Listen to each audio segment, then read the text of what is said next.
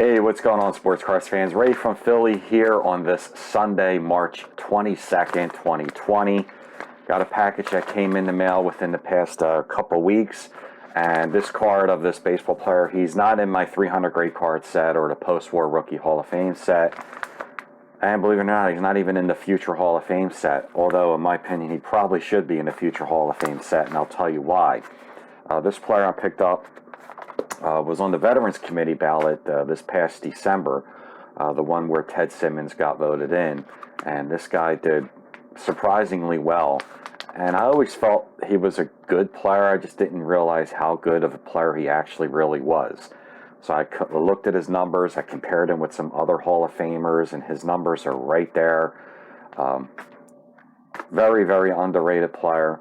And let's take a look at the card. I got this recently, about a week or two ago. I picked it up after the Veterans Committee vote back in December, actually. I figured when I see a trend, I follow trends with the ballot. So when I say a player is got a shot at the Hall of Fame, that doesn't necessarily mean I think he's a Hall of Fame player. I just follow the writers, voters ballot and the Veterans Committee's ballots each year. And when I see a trend of that certain player going up and up and up, I feel that he's going to get in. And the player I picked up is a 1973 Topps of Dwight Evans and a PSA 7. It's a little bit off center left to right, but nonetheless, new holder, love it. PSA 7, excellent grade on this. 73s are known for having really bad back off centers. And there actually is another good player on here, Al Bumry. Some of you guys around my age, or you old heads, remember Al Bumry from the Baltimore Orioles days. But this is a really nice looking card. And I'm looking at the trend, and I do think and I do believe he's spiraling in that direction that he could probably will get in. So I'm going to flip the phone around, give you guys a closer look at the card, and then I'm going to go over his career statistics and look at the Veterans Committee ballots. So hold on. Okay, and we're back. So I have it in this kind of a holder. I should get the regular holder here. Hold on. Because the card is a panoramic. There you go. So like I said, it's a great looking card. 73 Topps is a pretty cool looking set. PSA 7, Dwight Evans. Here's the back of that card. Really clean looking card. Sharp corners on that. No creases. I don't see any print defects. Like I said, the only thing and I'm big on centering, but I couldn't turn down this deal. A card in this grade in a PSA 7 was going for close to $100, and I got it for less than that. So I was pretty stoked about that. So nonetheless, it was I thought a pretty cool pickup. So now I'm going to take a look over here at my laptop and show you guys what I'm talking about with the Veterans Committee. So let's move on over to here. As you can see, here is this year's Veterans Committee's results. Ted Simmons, right over here. Where's my cursor? He finished with 13 votes. You need 12 votes to get in. So Ted Simmons and Marvin Miller got in. I'm really big on Parker and Garvey. They've stayed about the same the past few years. They've been on this ballot. So I still believe they have a really good shot. So I also believe Lou Whitaker has a really good shot. From what I understand, I think Mattingly, Munson, and Murphy are off.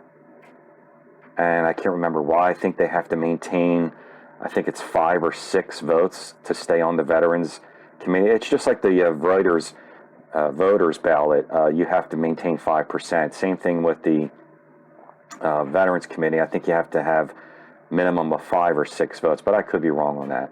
But Dwight Evans, as you can see, he's doing pretty good. So the next time he comes up, maybe he'll get to 10 or 11, and then after that, I figured why not. So now just take a look at his career stats, which were surprisingly, I couldn't believe it. He has 385 career homers, a 272 career batting average.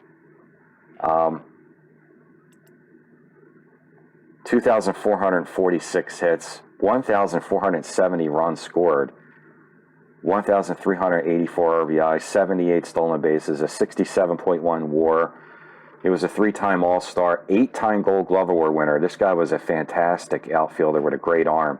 2-time Silver Slugger Award winner. And I don't know what made me want to compare him to Jim Rice. I guess because they shared the same outfield at the same time. And Jim Rice is in the Hall of Fame.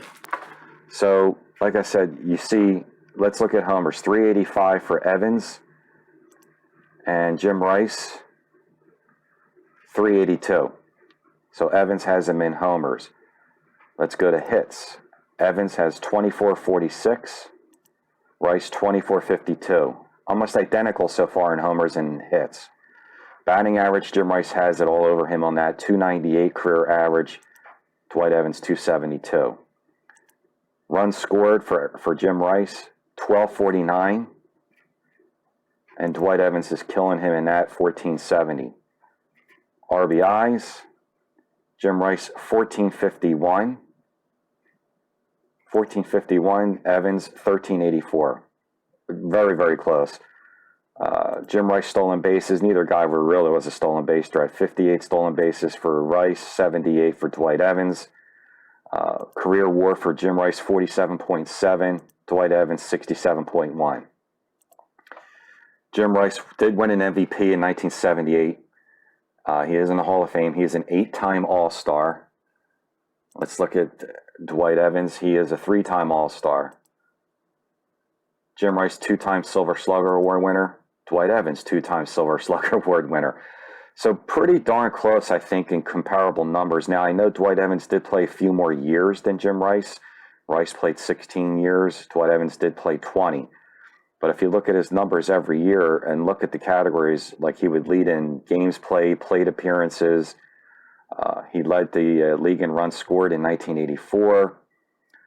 He led the league in homers in the year of the strike 22 in 1981. Led the league in walks 3 times. Led the league in on base percentage.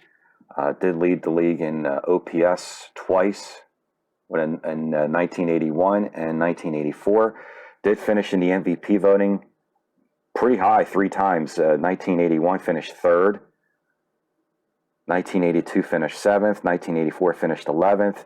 Like I said, won a ton of Gold Gloves. So do I think he's going to get in? I do think he's going to get in. It might be for another 4 years from now, the next time he gets on the ballot. But there you have it. I do think Dwight Evans has a really good shot. Let's go back to the card of getting in the Hall of Fame. And it's a really nice looking card. Like I said, it's, a little off 70-30, I would say, maybe left to right.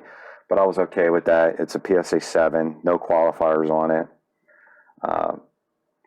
And that's it. So I hope you enjoyed this video. Stay safe, everybody. And I appreciate all your likes and comments. And I'll see you real soon with some more PSA graded cards. Like I said, this wasn't for any of my set registries. It's not in the 300 grade cards or the post-war rookie Hall of Fame or even the future Hall of Fame, which I'm going to contact PSA eventually one day and ask them to add this on to see, this guy has a good shot, put him in the future Hall of Fame set registry. But once again, I appreciate all your likes and comments, guys. Stay tuned for more PSA graded cards. Love the hobby, and remember, like I always say, have fun with it. Take care. Bye-bye.